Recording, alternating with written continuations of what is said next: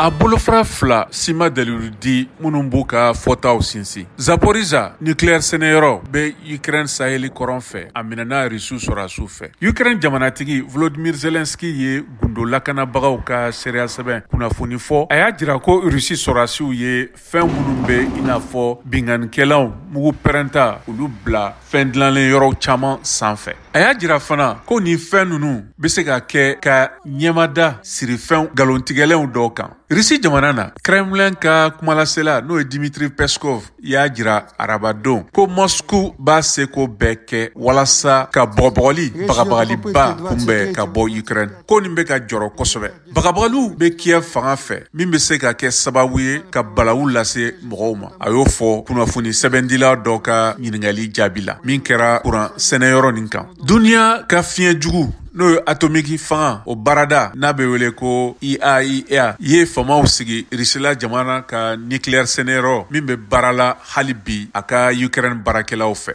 OIEA n'o y'a jɛkulu tɔgɔ ye nanzarakan na o ɲɛmɔgɔba Rafael Mariano Grossi y'a jira ka sɛgɛsɛgɛli laban minnu kɛra nucléaire sɛnɛyɔrɔ nin na o b'a jira ko minɛnko baara si ma kɛ nka an bɛ to an ɲɛna kosɛbɛ.